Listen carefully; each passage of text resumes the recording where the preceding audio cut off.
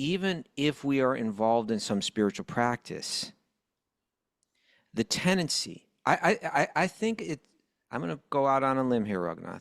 Say it. I'm going to say that you take any spiritual tradition or religious tradition, and the majority of the people are engaging on a relatively superficial level. Sure, I get it. Right? Because we're happy to, the teachings may appeal to us.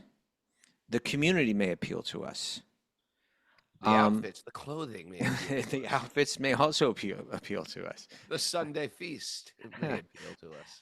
The externals may, and superficial basically means the external, right? On the surface level, the externals may appeal to us on one level or another, but actual transformation, which is what the practice is promising, is going to be challenging, right? And therefore, do we really listen? Or do we really see? Or do we want to hear? And do we want to see? Or is it too challenging? There's something about, I suppose, about stability, right? Like we need to feel that our world is stable. And perhaps going deep into spirituality means letting go of something that appears stable. Om Namo Bhagavate Vasudevaya. Om Namo Bhagavate Vasudevaya. Om Namo Bhagavate Vasudevaya.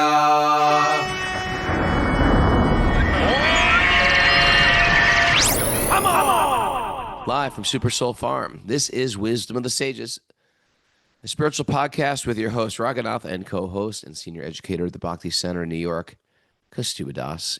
Today is Thursday, August 7th, 2025. This is episode 1651. Welcome to the show. Welcome, everybody. It is Thursday, and we are still a little jet lagged. That's what I am. Still a little jet lagged. I don't know if you can pick up on that.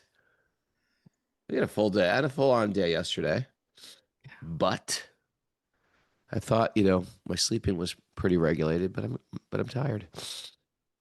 Yeah, just sort of rolled out of bed to the microphone today, as you can probably tell. How are you, Miss Mara? I'm well, thank you. Kaustubha, good? I'm doing good. Jet lagging a little as well, but yeah, I'm doing all right. All right. California, what a trip, huh?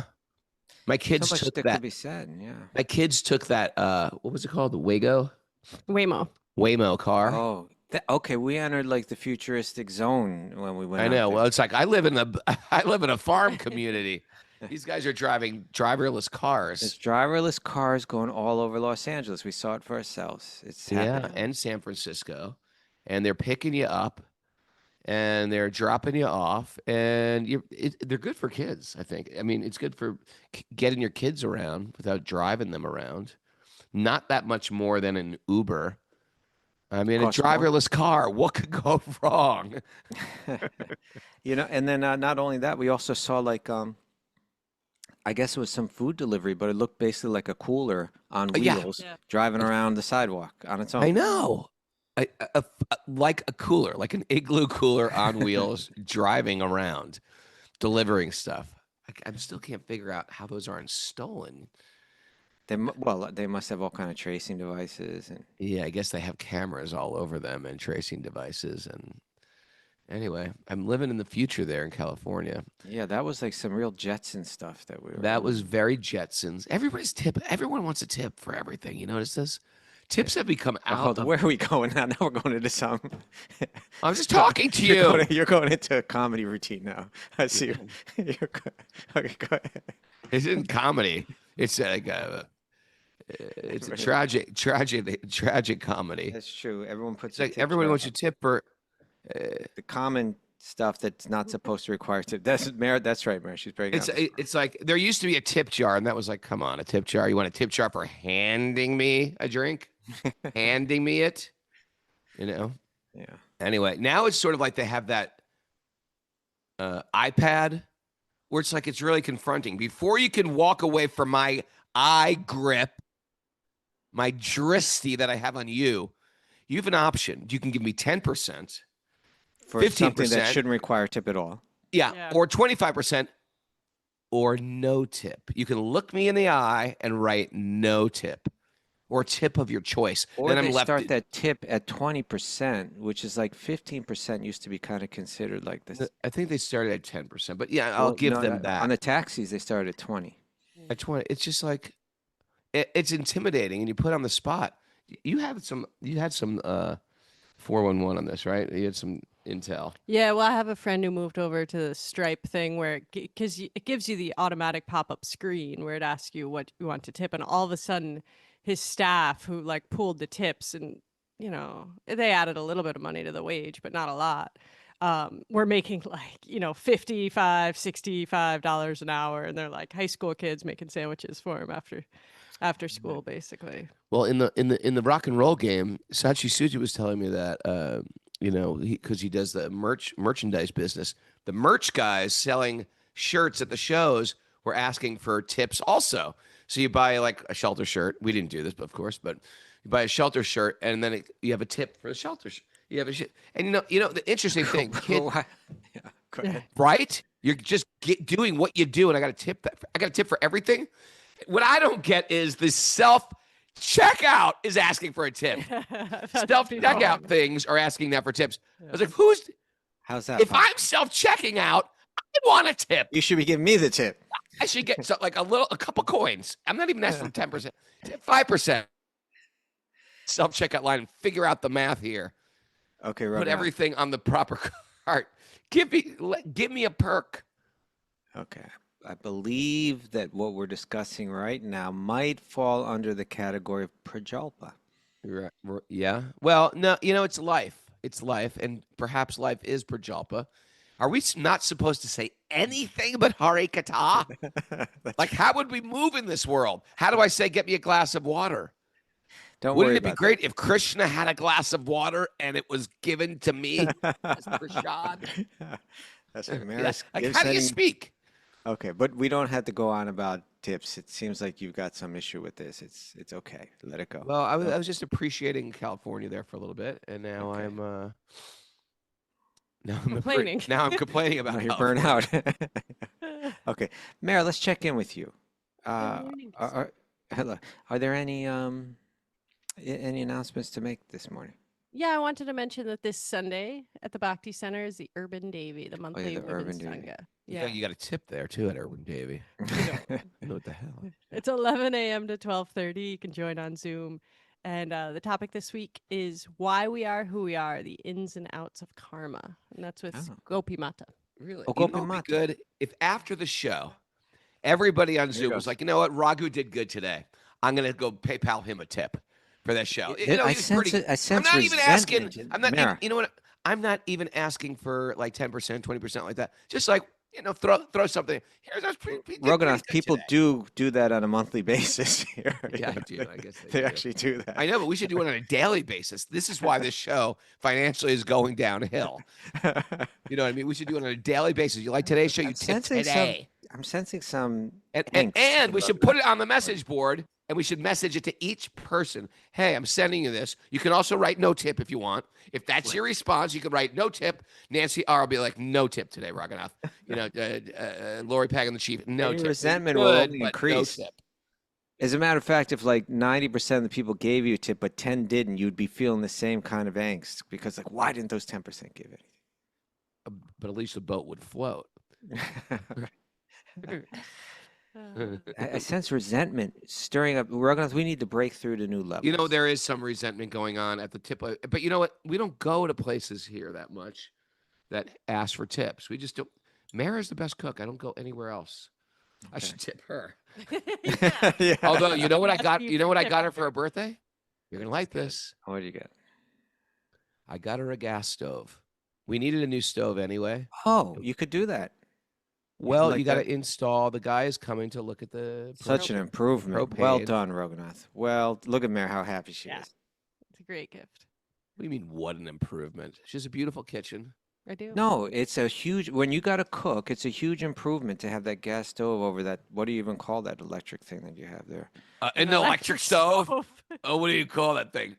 It's terrible. Well, on. is there It's like another name for it? Because when yeah, I it's an think of electric stove. okay, fine, that's what it's called. Why are you getting so worked? What do you are call that thing? You're so well, no, because condescending when I think sometimes. of an electric stove, I usually think of those ones with the coil. I didn't know if there's a special name for the one that she has. No, it's just like the newer electric stoves. Okay. Coils are No much need to smaller. make a big deal about that, Raghunath. Is there anything else Whatever you you need? Is there call that anything else you thing want to in your resent kitchen. today? Let us find other things to resent and get upset about. So my point is, it's a huge improvement. Otherwise, why would she be so happy about this, and why would you go through the trouble? Yes, she's very happy about it. I am. But Good. now I'm not happy about the way you classify I the was two actually children. glorifying you for making that move and giving her that nice gift. You're just looking for something to resent. Look at Maybe. this, Raghunath. I think we need to get to the nugget because I think it's really appropriate for you today, and I think you need to seriously consider this. Okay. There you But go. you give it, all right. I want everybody just to give me after we were Mara reads the nugget. After I do my spiel on what the nugget means to me, I'd love for you guys to put on the board what percentage of a tip would you give me if, in fact, you were giving me a tip So that for you could my resent their purport, just so I answer, could resent so you them can for resent not their giving it. hypothetical answer. No, I will even take a virtual tip. That means no money has coming through, but they said that's worth about 10% today, All or right. maybe at the end of the show. Save it for the end of the show. Okay. Raghunath deserves about 14%. Mm. Okay, All right. Mara, please. Eggplant parm? How's that? Lloyd You Banks. know that's interesting though. Getting a tip at every show. That's what we Raghunath, should. let That's what we it should chart. Everybody on Zoom let who's it got a tip. We should go. just Let it put that on the go. screen. Click it in. I bet podcasts will start doing that. All right, go. All right. Today's nugget comes from Anthony DeMello. Anthony DeMello is a Catholic priest and a spiritual teacher. He's actually from India. Oh. Although he Name's seems like he went with Anthony. an. He's from We got India. these Indian sounding names, although we're Italians. He's got an Italian sounding name, although he's Indian. Well, Goa and Northern Kerala, they have all these like, I'm like, what's your name? And they'll be like, Joseph. I was like, wait a second. Wait a sec. Because the Catholic, it was St. Catholic Thomas, Church. The Portuguese got down there. Portuguese came there to preach and convert. It's hard. It's hard in South India to get the Hinduism out of the Hindu. That's It's what hard. I've found. There's a lot of sort of like rituals that are still sort of pujas and stuff like that still going on in the name of sort of Catholicism. It's woven into the DNA. Even of Catholics. That's true. So Anthony DeMello writes, the most difficult thing in the world is to listen, to see. We don't want to see. We don't want to look because if we do, we may change. And if there's one thing we don't like, it's change. Raghunath, what about that? I like that. Mara, that was a very dramatic reading. I'm exhausted from my scrolling today. Okay. This is nice. This hits hard.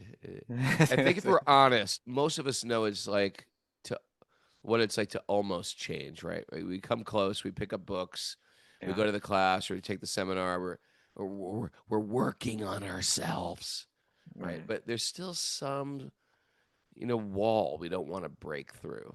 And sometimes that wall is made of pride or comfort or just programming that says, don't rock the boat, something like that, Mhm. No, or we're in therapy or everyone's got something. But the actual change, there's, and here's the tricky part.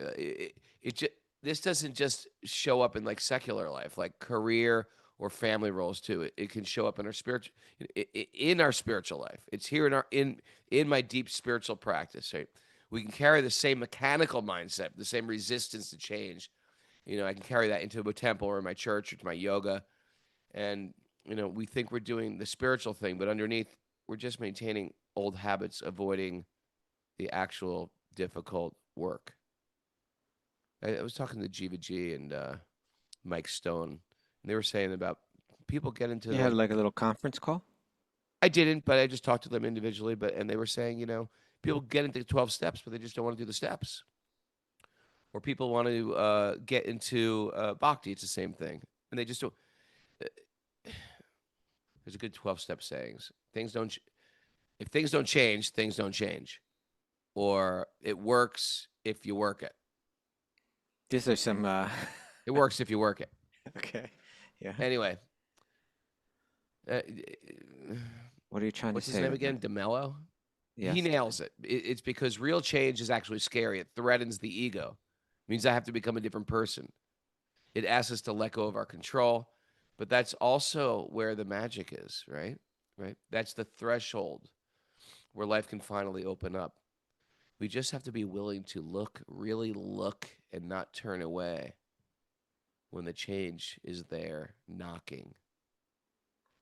What do you All think? right. What do you think? Well, I think that you're mentioning 12 steps, and you're also mentioning bhakti. And I think, like, let's take our listeners here, right? We're all listeners, we're all reading Śrīmad Bhāgavatam together every day. Uh, you know, many of us, have a regular, serious practice of bhakti. It has this promise of being deeply transformational, right? Mhm. Yeah, you with me, Raghunath? Yeah, I'm here. Okay. I know you're here physically. You're here with me, You are in a mood today. We had like 24 hours. We had like a 24-hour flight the other day. So you Okay. just back off a little bit. But you should have been ornery yesterday. It's like, why are you so ornery today? Any case, um, I do agree that he said he said this he said that if there's one thing that we don't like, it's change. Yeah. I think that that's there in people. I think, that's there maybe in most of us to some degree. He said the most difficult thing to do in the world is to listen, to see. We don't want to see. We don't want to look. Because if we do, we may change. And if there's one thing we don't like, it's change. So, like, even if we are involved in some spiritual practice, the tendency, I think it, I'm going to go out on a limb here, Raghunath. Say it. I'm going to say that you take any spiritual tradition or religious tradition, and the majority of the people are engaging on a relatively superficial level, Sure. I get it. right? Because we're happy to, the teachings may appeal to us, the community may appeal to us. The outfits, the clothing may appeal to The us. outfits may also appeal to us. The Sunday feast may appeal to us. The externals may, and superficial basically means the external, right? On the surface level, the externals may appeal to us on one level or another, but actual transformation, which is what the practice is promising, is going to be challenging, right? And therefore, do we really listen? Or do we really see? Or do we want to hear? And do we want to see? Or is it too challenging?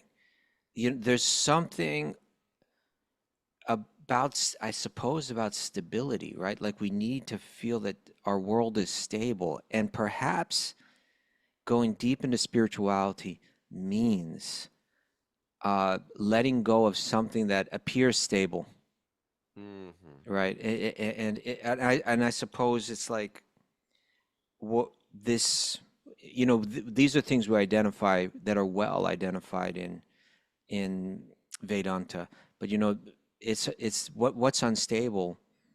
It's that some conceptions that we have, conceptions of safety or conceptions of who we are, right? Upadhis, false designations, right? You and I have seen even people that are like serious practitioners go through a crisis wherein they lose their identity, right? Sometimes it has to do with change of ashram. Like I've been respected as like as a renunciate. And then you have been. Tell me about it. I'm not talking about myself. Oh, But okay. I thought you said I. Okay. I'm I saying thought you were just making a statement to the world. I've been respected as a renunciate. But you're saying people who have been respected as people may renunciates. say I've been respected as a renunciate. I got you. To themselves, right? Right. And then let's say that they have trouble maintaining that, right? And they may fall in love, they may become infatuated by someone or something like that.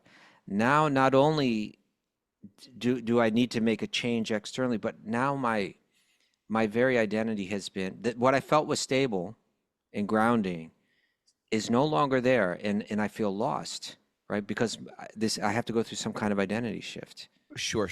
We build up an idea of who we are in this temporary world, and it Yeah. shifts even in your spiritual community. That's right. We And thought for that those who have never lived in an ashram, I'm just going to fill in some blanks here. okay. There was, if you were a monk, you were Yeah. wearing the orange clothes. Then somehow, either privately or maybe with the help of an elder, you said, you know what, the monk thing is over. And the next day, you put on white, meaning you're no longer going to be a monk. You're going to try to figure out your new identity as a householder. So you change your clothes to the same clothes, but white. And you're still living in the temple. So the next day you come downstairs at 4:30 in the morning wearing all white. And it's like, what the hell just happened to this guy? And it's like, it's almost like it used to be you were a little bit sort of ashamed. Like, it's not like that so much anymore. We've noticed that, and we've like been corrected it. You shouldn't be ashamed that you're getting married. It always depends where you are, because I'd imagine there's certain places in the world, Where different you're corners. still like, oh, you loser, you couldn't do it, Yeah, but my point is that then a person may go through this. They can't handle that shift. That's where the change has to happen, right? That's where the transformation has to happen. I've seen it in people getting initiated. I've seen it in people going to India.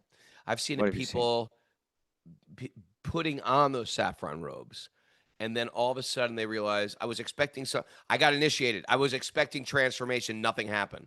I Oh, I see what I you're saying. went into an ashram. I put on saffron robes. I expected. Andy Williams on the message board said I lasted 2 months in saffron robes.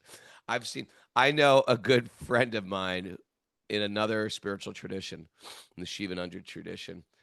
He said, I was a sannyasi in the 60s. I go, how long did you last? He goes, 2 days. I lasted 2 days as a swami. And, so sometimes people expect everything to change once they make some vow. Right. But the practice precedes the, you can't just make a commitment. You have to actually live these things. And then that practice precedes that commitment. You have to actually live that way, and then all of a sudden, then you make the commitment. Just I can't live a crazy life, and then all of a sudden, now I'm going to get married. Everything's going to be fine. No, that crazy life is going to follow you. That's right. And so, we're walking. We enter into a spiritual practice. We're carrying around a lot of old stuff, a lot of bad habits, a lot of patterns of thought that are holding us back, different conceptions, or let's say misconceptions, impressions, systems of belief and systems of identity that really have nothing to do with us. And we need to challenge those. Sure. We need, so I can accept the externals. I could spend decades in a spiritual tradition, living in a spiritual community, wearing the spiritual clothes, right? Performing the spiritual rituals, and never let go of a lot of that, baggage, these different worn out ideas and dogmas and surface level false temporary conceptions. It's challenging. And so therefore he says the most difficult thing in the world to do is listen. I can be reading these books every day, sitting in classes of them, and never allow myself to hear the message of the step that I need to take today, the challenging step. I'll in my mind will say you're already doing it. You're already there. But no. There's the next step that we need to take. There's something that needs to be broken within ourselves to grow. And if there's one thing we're afraid to do, it's change, right? In other words, for instance, you're using an example, and you help fill in some of the details on that. a man enters a spiritual path and he lives as a monk. And, you know, in our tradition, that's something that you do as a training, like it's like an initial training, right? It's something that a young man would do, for instance. You with me, Raghunath? I'm looking right at You you. with this? Sometimes you are when you're not looking Don't at. stop watching In my this, eyes. once I called you, you started looking right at me. Yeah.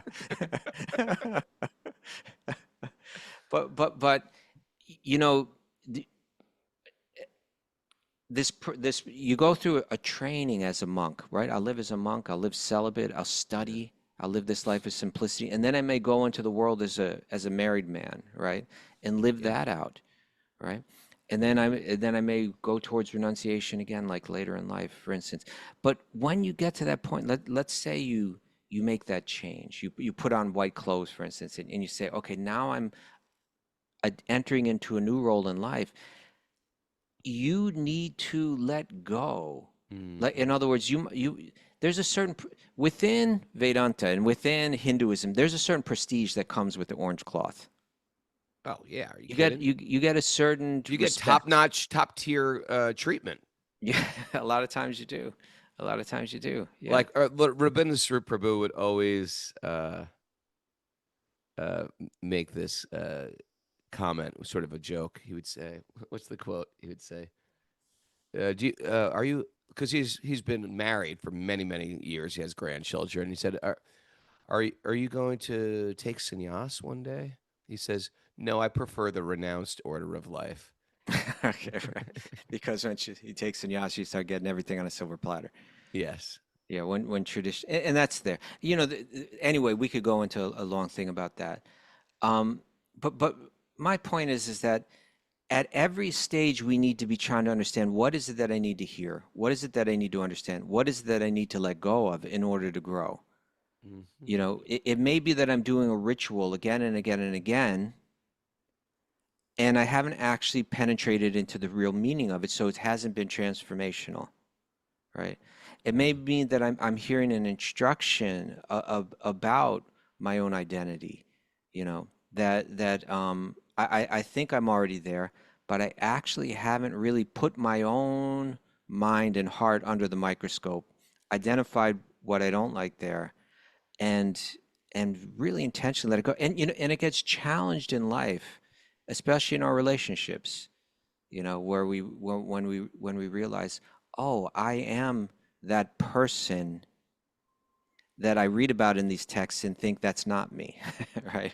Like, oh, I'm the Ramachandra Puri, you know, the person that's always criticizing people, Right. you know, or I am the, you know, that particular demon that has some, you know, we were talking about daddy issues, you know, I'm the one with the daddy issues, or, you know, we need to kind of somehow or other, we need to be encouraged to turn the microscope on ourselves, and identify what it is that we need to grow, what we need to let go of in order to grow, and try to let go.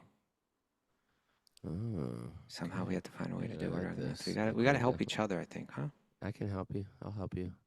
Okay. Kaustubha, that was good. I All give you right. about 10% for that. Thank you. 10% tip. Well, let me see if I can earn a little more here. Today, you know, we finished the Putana story. Oh, now we're in the whirlwind. Well, yeah, well, You- the chapter is titled after the whirlwind demon, but it's preceded by another one, and that's the ferocious and terrifying cart demon. This is the one that everybody catches. Even you just read these to your kids. You're like, hold on a second. What? A cart demon? Just like, you know, like a little child pulls a wagon, like like a wagon Yeah. demon. But back then days, you think of a cart has tons of stuff on it, like a bullock cart. Yeah, Would apparently have it had like a lot of household paraphernalia, metal goods, and yeah, so and on. somehow it was possessed by a demon. Yes, a ghost Or would. the cart itself. Like, does that mean the wheels were demonic? No, it was possessed by a ghost. A ghost entered Okay. into that form to kill Krishna. Possess a goat. A Not a ghost. ghost entered into the cart. I didn't even know But ghosts could do that. there are three And I'm a things that are, firm believer of ghosts, but I didn't know they could enter into a cart. Like they're looking for forms, you know. any form will do. Well, in this case, it had a mission. It was out to kill Krishna, and it had a chance, but then Krishna is going to take care of this with this tender. Apparently, it was like a really, really firmly It's built, heavy-duty kind of cart. cart. Well, it's a very esoteric demon compared to like a classic witch, Well, no, that witch monster, was a shapeshifter. giant, evil gnome. You know what I mean? It's sort of like it's like Evil the gnome. second demon that comes into the whole story. Yeah. You think like you think the authors or the Leela would happen a little back. Oh, once we establish there's bad guys out there and Krishna's the little good guy, you think they'd, okay, now we're going to need another demon. Let's throw in a cart demon. Like it's the number 2 demon of the Krishna book is the cart demon. Well, I'll tell you something, and I blew your mind earlier by sharing this with you right before the show, right, Raghunath? Yeah, yeah. We've known about this cart demon for a long time, but We've struggled with it philosophically for a while too. The cart demon, huh? but actually, when you read the Bhagavatam itself, it never even mentions that there was a demoniac being within the cart. It's not mentioned that this was an asura. It's called the Śakaṭāsura, the cart demon. But in the Bhagavatam, it doesn't mention Śakaṭāsura. It just mentions the Shataka. It just mentions the cart. The story in Bhagavatam, what you get, unless you Yeah. get the commentary, is you just get, he knocked over a big cart. But it's actually in other Puranas, like the Brahmanda Purana, that mentions that this was a demon-possessed ghost. cart. So where did we get the cart demon from? We got it from reading the Krishna book. Because Prabhupada's purports are written through the Krishna book, which is the 10th canto summarization that Prabhupada wrote first. So that's why we're talking about cart demons pretty much our Well, whole life until this morning. It's there in then the commentaries as well. So Kaustubha, before the show started, he said, I'm going to blow your mind. I'm The gonna blow cart your demon mind. was never spoken about. In And Bhagavatam. it did blow my mind. In Bhagavatam, it's not mentioned. Yeah. All right, but so we're gonna. There's 3 things mentioned in this chapter. There's the cart demon, then there's the whirlwind demon, which is a more dynamic, Little dynamic demon. It's your classic demon. Okay. Maybe not your classic demon, a whirlwind but demon, very exciting. Is it demon. exciting? It's like a tornado. Not just like a cart. Yeah. And although that cart was very Inanimate dangerous. object demons. The chair demon. Do not sit in the chair. and then it opens up about Mother Yashoda looking inside Krishna's mouth, which is we go into the next chapter in greater detail. That's a really interesting. That's wonderful. Oh, it's so good. When we were in Los Angeles, because that's the place where the Bhaktivedanta Book Trust always originally operated out of. Yeah. Now it has, there's a European Bhaktivedanta Book Trust and Asia. Yeah. But the Los Angeles Temple is the original home of the Bhaktivedanta Book Trust, the publisher of Srila Prabhupada's books. It was very nostalgic to being in the Los Angeles Temple. This is like where A lot of history there. A lot of beautiful Prabhupada's garden, Prabhupada's rooms. We met in Prabhupada's garden, you and me and Mara. That was so beautiful, wasn't it? We did. Prabhupada was in that garden. It's like a holy place, that garden. And the temple itself, obviously. And within that temple. Breathtaking. Yes. And within that temple, because the Bhaktivedanta Book Trust was there, and because the Bhaktivedanta Book Trust had a whole art wing, this is where all the painters, all the artists were situated. And so a lot of the original paintings are still there in that temple. And I went up to the balcony to take a look. There was that Kirtan Mela going on. Place was rocking. Yeah. Right? Yeah. And I went up to the balcony to check it out from up there.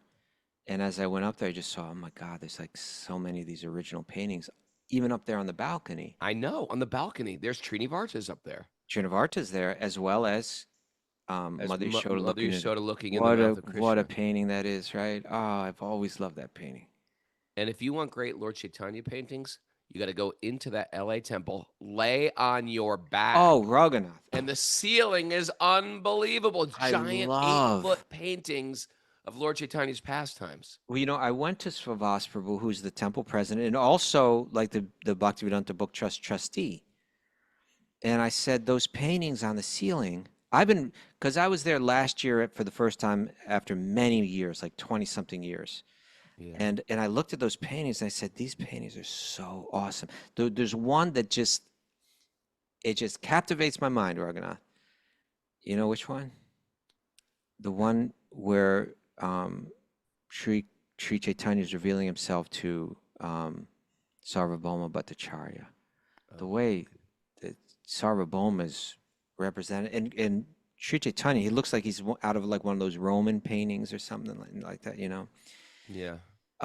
So I asked Srivastava, is there anywhere else I can see these paintings? You know, like I've looked for them online. I've Yeah. Googled around. I can't find them anywhere. He's like, actually, no, no, you know, we don't really have photographs of these paintings. He said, maybe we ought to do it. I said, oh, please. But, you know, you drop that kind of thing and it would be a challenge to photograph those paintings the way that they're on the ceiling. Yeah. Put down your squirrel. You're going off on a tangent. You opened up the door to this one, Bubba. I was just talking about looking at Mother Shoda looking and seeing the universe. Yeah. It's in little baby Krishna's mouth. Oh. All right. Okay, let's get into it. The killing of the demon Srinivarta Narayanam Namaskritya Naram Shaiva Narotamam Devim Saraswatim Vyasam Tato Jayam Mudirayat. Before we start in the Śrīmad Bhāgavatam, which ever means a conquest, one should offer respectful obeisances to the Supreme Lord Narayan, unto Narayan Rishi, the supermost human being, unto Mother Saraswati, the goddess of learning, and to Srila Vyasadeva, the author. Nasta Prayeshu Badrishu Nityam Bhagavat Sevaya Bhagavati Utamashloke Bhaktir Bhavati Naishtaki, by regular attendance in class in the Bhagavatam and by rendering service to the pure devotees. All that is troublesome to the heart will become eradicated, and loving service to the Supreme Lord, who is praised with transcendental songs, will be established as an irrevocable fact. Om Agana Timarandasya Gyananjana Salakaya Chakshurunmidatam Yena Tasmai Shri Gurave Namaha. I was born in the darkness of ignorance. My teachers are opening my eyes with the torchlight of knowledge. I offer my obeisances at their lotus feet. Reading from the Śrīmad Bhāgavatam, Canto 10, Chapter 7, Text 1. Entitled? Srinivarta, the killing of the demon Trinavarta. Trinavarta. Okay, let's do this. King Parikshit said, My Lord Sukadeva Goswami, all the various activities exhibited by the incarnations of the Supreme Personality of Godhead are certainly pleasing to the ear and to the mind. Okay. Simply one's hearing of these activities, the dirty things in one's mind immediately vanish. That is big. That's the Absolutely Śrīmatam huge. Svakata Krishna Punya Shravana Kirtana. Yeah. By hearing these on a regular basis. I don't know why. I can't figure it out. But there's some magic in hearing the pastimes. Not just like, oh yeah, we read old stories and something happens to our heart. These stories that have to do with Krishna's pastimes, something happens to the heart. And like it says, simply by hearing of these activities, the dirty things of one's mind immediately vanish.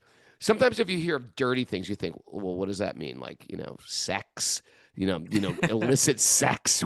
No, it's things like anger, resentment, rage. Yes, lust. Yes, trying to control. All these things that are making the mind defiled, they become minimized to the degree we hear Krishna Leela. Isn't that crazy? Generally, back to the verse, generally, we are reluctant to hear about the activities of the Lord. But Krishna's childhood activities are so attractive. Yeah. They're automatically pleasing to the mind and the ear. They're like adorable stories that have this deep, almost like medicinal effect on the polluted mind. Thus, one's attachment for hearing about material things, which is the root cause of existence, vanishes. Did you hear that? Did you hear what it just said, Kaustubha? Root cause.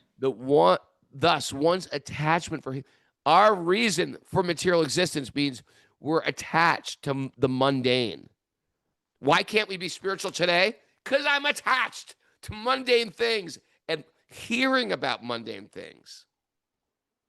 Yeah. If you ever want to get rid of somebody, this was taught to me by a very wise person.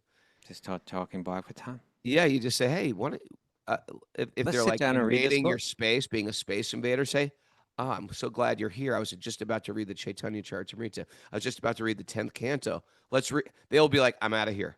If they're just speaking nonsense, they are averse to hearing the pastimes of Lord Krishna. Right. And if kryptonite. It's like kryptonite for the mundane. So, and if not, then they're in the camp. Then they're in. Then you took Then it you've over. assisted them. Yeah, that you've helped them. Otherwise, they're influencing what you're hearing. Okay. Thus, one's attachment for hearing about material things, which is the root cause of material existence, vanishes, and one gradually develops devotional service to the Supreme Lord. Attachment for him and friendship with the devotees who give us the contribution of Krishna consciousness. There's your tip right there. What? The contribution. Yeah.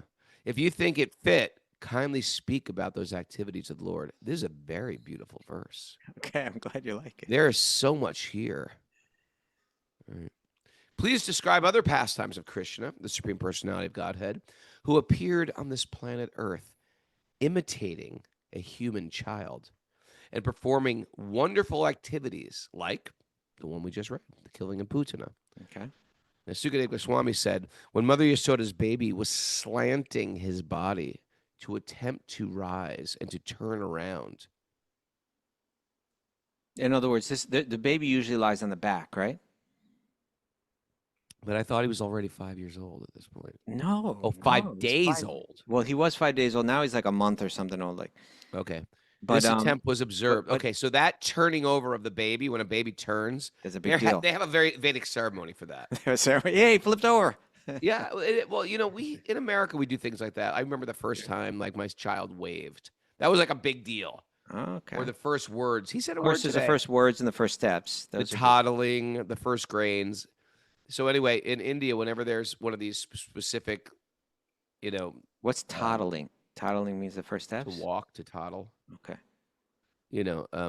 whenever there's this significant landmark they've come to, they have a ceremony for it. Yeah. Just after Krishna turned 3 months old, I skipped a line. Such a ceremony. Let me start again. When Mother Yasoda's baby was slanting his body to attempt to rise and turn around, this attempt was observed. I had baby dreams last night. Was it Krishna? What's I've been doing this thing, Kaustubha, right before I go to bed every night. I pray to Lord Chaitanya. I pray to Krishna. I pray to Nrsingadev. I pray to Prabhupada. I pray to my gurus. I say, please enter my dreams and instruct me in my dreams. I pray like that every day. Okay. And sometimes it happens. Please continue. Start over. Text 4. I'm going to start over. Okay. But I'm not happy about that squirrel, by the way. I'm trying to have a conversation with you. It's a podcast. We're allowed. We are the hosts. We are allowed to tell each other what we do and what we're going through. I know. Why But do you got to be so by the book all the time? Hold it. I God. speak on subject and you break out the squirrel. You can't get through one sentence. You've tried to read this verse about 4 times, and I finally Because I break out the appreciate squirrel. it. Well, if you appreciate it, why don't you actually finish it? Because it's so rich and juicy, I have to dissect it and give some appreciation. But you weren't dissecting it. You were going off in other directions. That's called a It squirrel. wasn't. Okay. When let's Mother start Yasoda's baby was slanting his body to attempt to rise and turn around, this attempt was observed by a Vedic ceremony. over. Amazing. In such a ceremony called the Uttana, which is performed when a child is due to leave the house for the first time. Oh, there's the first time they Right. take it out of the house, right? Yeah, the baby stays inside for like 30 days, I think. Okay. The child is properly bathed. Just after Krishna turned 3 months old, Mother Yasoda celebrated this ceremony, maybe 3 months in the He's house. 3 months old now. Celebrated this ceremony with other women of the neighborhood. On that day, there was a conjunction of the moon with the constellation Rohini. So now they're busting out astrology. Junction. That's a squirrel. As the Brahmanas joined by Vedic chanting, the Brahmanas started chanting Vedic hymns, and professional musicians also took part in the ceremony. This great ceremony was observed by Mother Yasoda. Interesting. Okay. Huh? We have baby chicks at the house, Okay. and I don't. Are they hear just them right toddling? now. Oh no, I hear them. You hear them? Yeah, they're chirping. They're chirping. Okay, Yeah. I just make sure they're okay. It's exciting because they're Sita, the house chicken's chicks, and she was one of those miniature chickens. But she mated with a rooster, a full-grown adult rooster. So we're wondering if the babies are going to be little mini chicks, mini chickens? Time or will tell, Raghunath. Time will tell. So that's what we're dealing with here at the farm. Okay. We're not taking Waygos around. We're just Waymos. We are dealing with baby chicks. After completing the bathing ceremony for the child, Mother Yasoda received the Brahmins by worshiping them with proper respect and giving them ample food grains and other eatables, clothing, desirable cows, and garlands. The Brahmanas properly chanted Vedic hymns to observe the auspicious ceremony, and when they finished, and Mother Yasoda saw that the child felt sleepy, she lay down on the bed with the child until he was peacefully asleep. Okay. This is foreshadowing something's going to happen. Spoiler. The liberal Mother Yasoda, absorbed in celebrating the Uttana ceremony, was busy receiving guests, worshiping them with all respect, and offering them clothing, cows, garlands, and grains. Isn't that nice? The guests come and you offer them something. Here's a cow. Come on down, look what I got for you. Oh, a cow. Thanks. Cow. Generally, I only get cows at a county fair when they have an auction. You're just going to give me a cow for coming to your child's birthday party? Interesting. Great gift. If you got a yard, it's a great gift. Yeah, well, these people did. If I gave you a cow, what would you do? This was a cowherd community, Raghunath. Right. Thus, she could not hear the child crying for his mother. At that time, the child Krishna, demanding to drink the milk of his mother's breast, angrily threw his legs upward. Okay, he's like throwing his legs around. That's adorable, little Krishna throwing his legs around. Mm-hmm. But he's a little angry. Sometimes when a baby's angry, it's adorable too. You know what I mean? Okay. Yeah, that's what they're saying here. It's a charming. I'm not disagreeing with you. I'm with you. Lord Krishna was lying down underneath the hand cart. Cart. The evil, dangerous, possessed cart. Hey, any of the stuff in your house could be also possessed right now. I'm looking around your room right now. You could have that water cooler. It could be the water cooler demon. Next time you drink water, you're like, yes. Raghunath was right. Lord Shri Krishna was lying down underneath the hand cart in one corner of the courtyard. And although his little legs were soft as leaves, when he struck that cart with his legs, it turned over violently and collapsed. So his legs made it collapse? He kicked it. Or the cart collapsed on him? Who was the... He kicked it. Okay, so the cart demon didn't even do anything. It had its chance. It was like waiting for its moment, I suppose. And it waited too long. What was it going to do? Collapse on him? Drop right on him. Roll over him? I think it would drop right on him. But it did drop, but not But he on kicked him. it so that it didn't drop on him. How did he do that? If I was to kick a cart, it might fall on me. He was able to kick it in such a way where it didn't. He must have kicked it so hard it moved away from him. Yeah, with his tender. I mean, if there was a giant cart next to me, do the math on this one. If I was a giant cart next to me and I was a little baby with very muscular legs. They weren't muscular. They were soft as leaves. They were soft, but he has superpowers. Yeah. Right? Anyway. Continue. The wheels separated from the axle. Okay, that's a problem right there. Because those axles, when the axle fell, that could have killed him. The hubs and the spokes also fell apart. That could have hurt. Those wheels, these wagon wheels are huge. And the pole of the hand cart broke. It's like a whole cart disaster. Yeah. On the cart, there were many utensils made of various metals. All of them could have fallen on the child.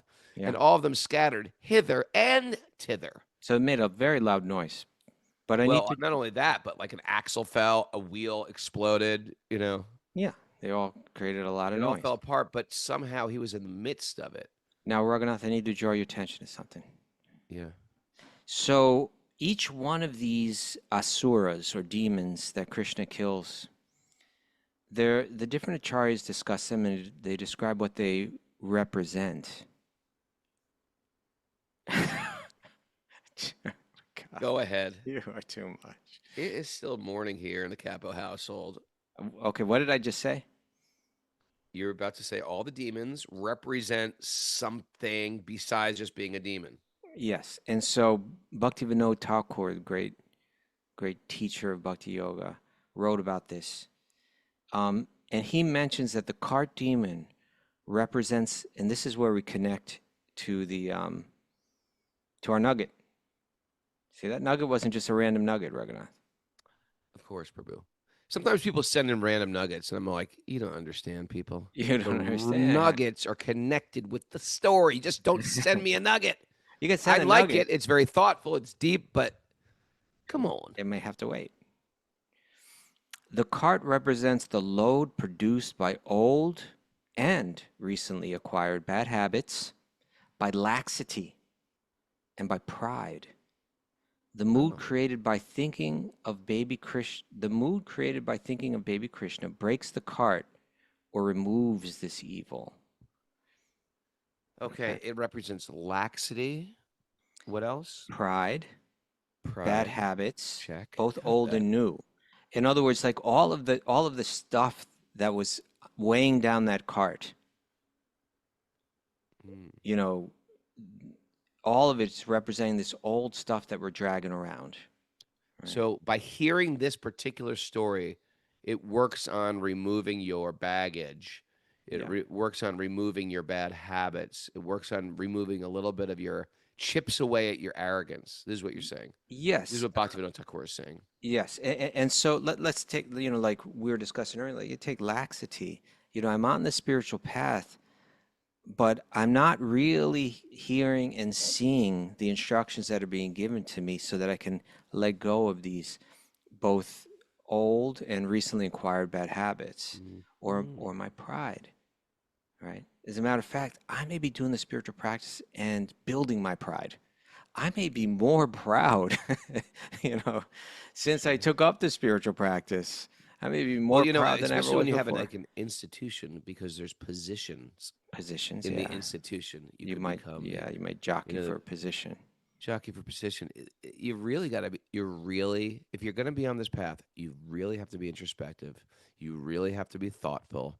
Yeah. And you really have to keep the main thing the main thing. For example, we have a whole elaborate culture with this, with clothing and food and, tea-lock and music and stuff. You really have to be into your chanting. The whole thing is about hearing the holy name. If you're not into hearing the holy name, then a lot of the other stuff is accoutrements.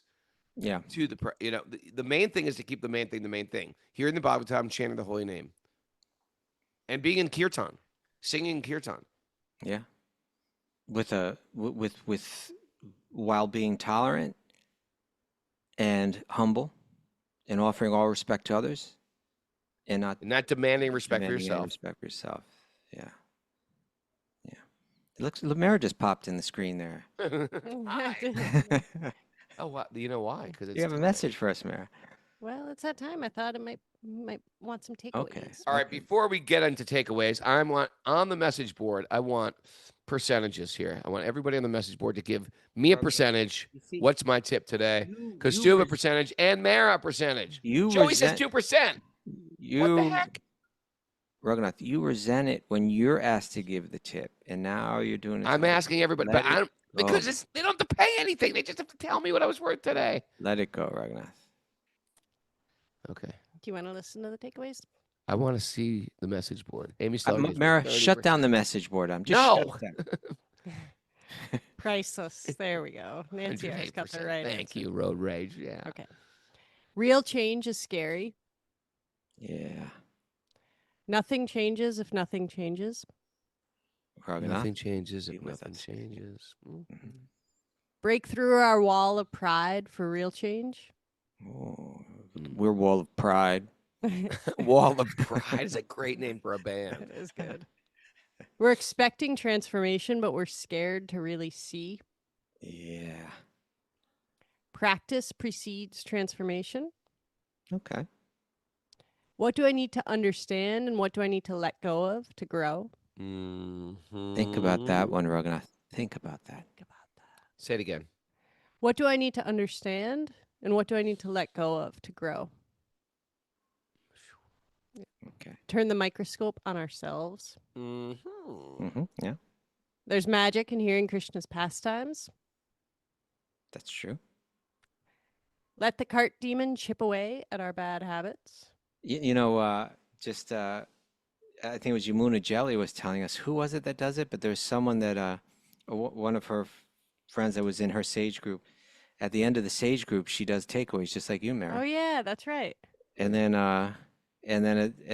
when she comes to the last one, she goes, and And Yamuna Jelly. and the cart demon's the number 2 demon of the Krishna book. he comes out number 2. What does that mean? I mean, of course you had Kamsa, but it's number 2 to go Okay. down. Yeah, Putna. Okay. Putna. Yeah. Hey, good news. Hey, New Jersey people. I'm going to be in New Jersey and Philly people. I'm going to be in Jersey this weekend. This Saturday at Yoga Bohemia in Long Beach Island. Beach Going to be there. Okay. Teaching some yoga and some Harikata and some other stuff that Raghu does. And then I'm going to be doing Sunday at Balanced Planet Yoga in Moorestown, or it's near Moorestown, I think. Near Morristown. Near Moorestown. So there, Look at you. Jerseyeites, I'm a little out doing my thing. I love teaching yoga. It's like the best job ever. Oh, I thought you were kind of letting it go. No way. It's in Marlton, New Jersey. Marlton, New Jersey. Anyway, if you're interested in our yoga teacher training, that's happening. 200, 300 hour. Me, Lori Pag, Sita Sundari, Bobby Marchand, Kaustubha, Peru. Right? And we're going to invite special guest, the Cart Demon's coming. The Cart Demons.